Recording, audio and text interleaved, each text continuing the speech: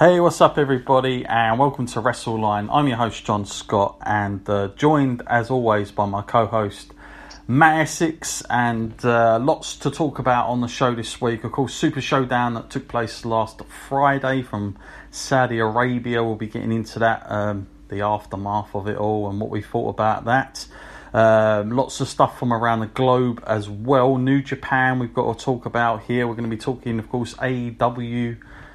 Some more stuff with NXT UK on home soil, and plenty of other stuff as well, including Ring of Honor and even Impact Wrestling that we're going to dive into as well. But Matt, want to just talk about where most of our listeners have gone to anyway, especially on the feedback that we got for the show. I did send out our first ever poll on SoundCloud as well, and basically I'll probably do this for every pay-per-view now, whatever it is, even if it's AEW as well, but it's kind of just a thumbs up or a thumbs down.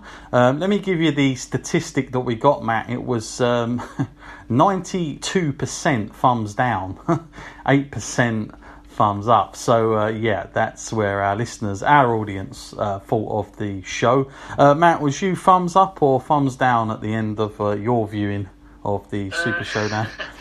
Well, it was a big thumbs down, and the way it ended didn't really leave. It didn't even send anyone home happy, did it? No.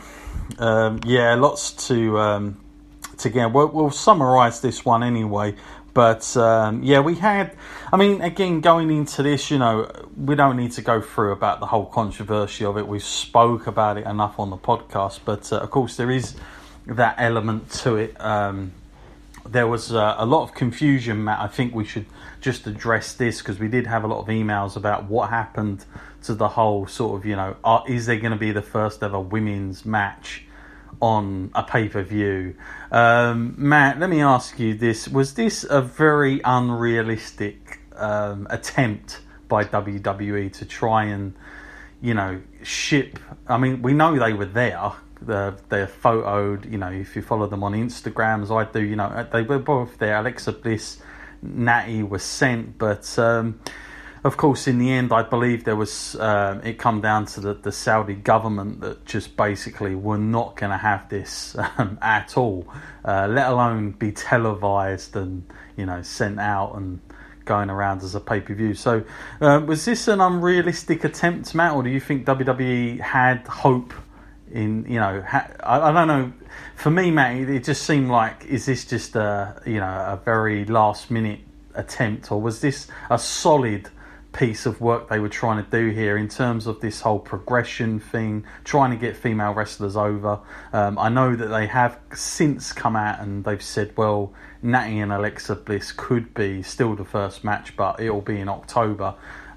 What is the likelihood of this happening, Matt, to you? And what did you think about them going out there? And I know that WWE didn't really publicly come out on their site to say it, but then again, Natty did do some kind of news reports. She was questioned about it when she was there, so it kind of spread, but it didn't really come out internally by WWE that this may happen. Yeah, you don't want to book something that might end up not being a case, and that might not actually be part of the show, which was the way it ended up being. But I suppose it's good intent from WWE to at least bring them along and actually have the possibility that it could actually go that way. And it's just small steps, isn't it? Like, each time they do this, it's another step closer. I mean, I know they didn't come out and nothing happened, but they were there and they were ready to go. So, if you keep that up, maybe there will be a day when it will be the time. But there's a lot of factors in it, isn't it? It isn't up to WWE at the end of the day. They can't really force them out there or make people want to watch it. So maybe one day, people will change their opinions, and the right time will come.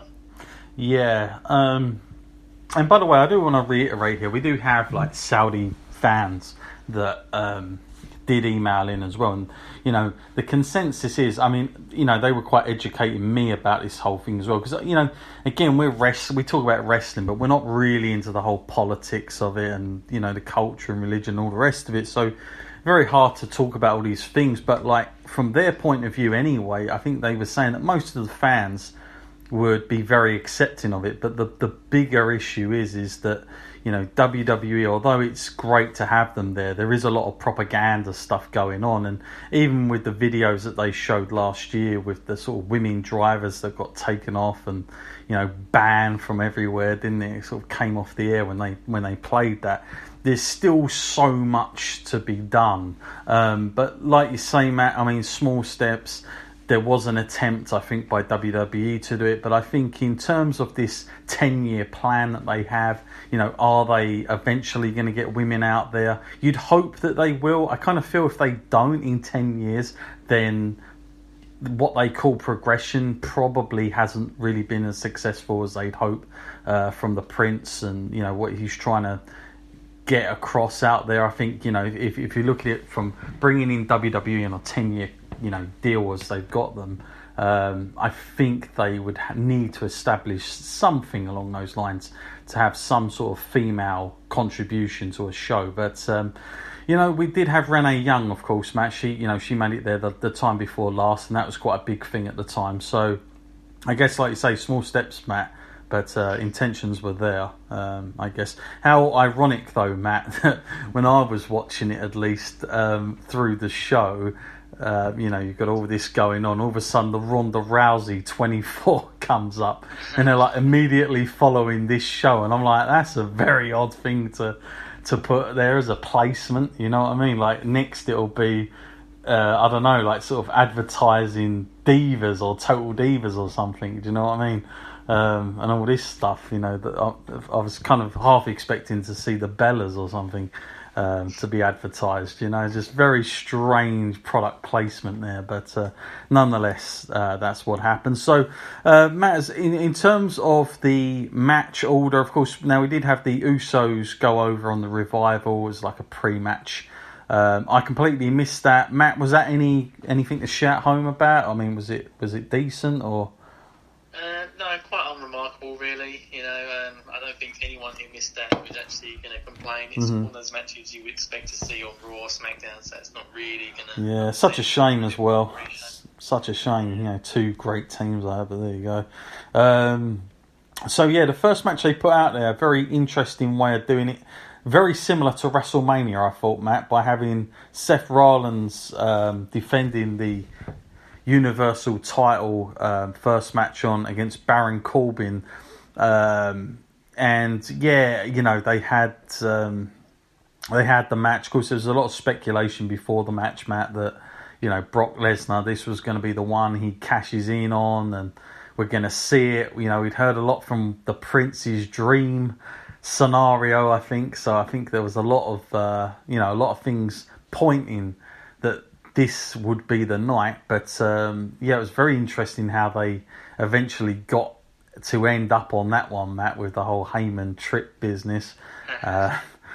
And yeah, I mean, it kind of ended how it ended without a cash in. But what did you make of the match and the aftermath, Matt? But was it sort of, you know, was it decent? Or, I mean, Baron Corbin, for instance, what did you make of his performance? I mean, we talk about a guy who, you know, a match that we go back to WrestleMania on that we actually really disliked because of the whole Kurt Angle thing. But, you know, here we now see Baron Corbin in a title match, Matt. I mean, it seems a little bit strange. It doesn't seem quite right. But the thing that puts me off Baron Corbin altogether is not his work in the ring, because I actually think he's a decent worker, but is the whole thing about just what he's wearing. I mean, it just doesn't do it for me at all. I'm like, that guy needs to lose that stuff. You know, it worked while he was the GM stuff. Of course it worked. But now this is ridiculous. And I kind of feel like it's too gimmicky to work. But what did you make of his performance in this one, Matt?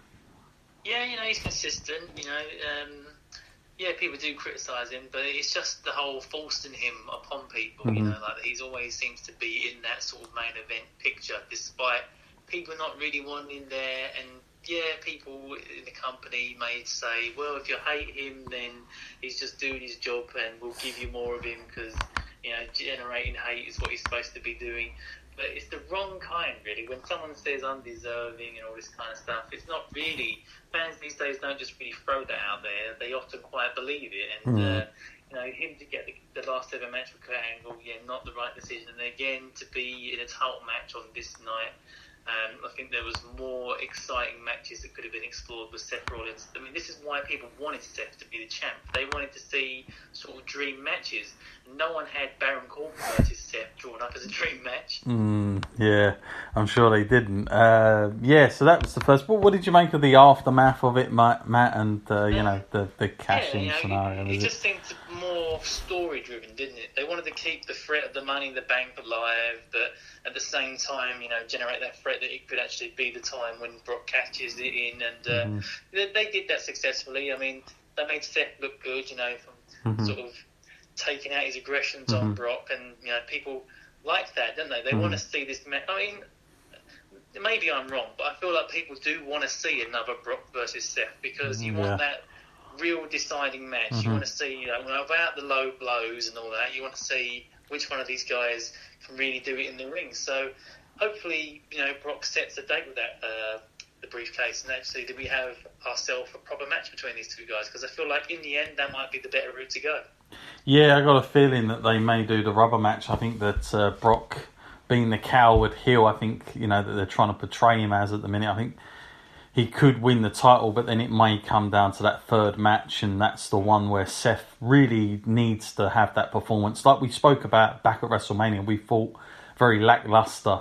Never really put Seth over at all. It wasn't convincing, like the Finn Balor match with Brock, or the Daniel Bryan match with Brock, or the AJ match with Brock. Those thrilling matches where if any of those guys, Finn Balor, AJ or Bryan, would have won, you'd have believed it because of the amount of offense they had in the match. And Brock, we know Brock does sell for guys that he's really into. We've seen him do it. I mean, if you look at Finn Balor at Royal Rumble, Finn Balor was an easily, you could say all of a sudden, he was a main event guy for just that one night. But of course, since then, things haven't gone too well. But so I do feel like there's more potential for that going down the line. Maybe SummerSlam, Canada, I don't know. Maybe that's Toronto.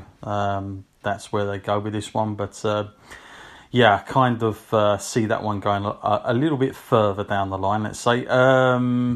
Seth Rollins retaining his title against Baron Corbin. However, going forward into this match, we talk about Finn Balor. Finn Balor comes out as the Demon Finn Balor. I've got to say, I've got in my, I've written a few notes here on this. This match with Andrade. This was, the commentating in this match was abysmal. I really didn't want to hear any more of this same crap. Like, again, every time Finn Balor comes out as the Demon, you get the whole same rigmarole of why he's doing it, what he's channeling.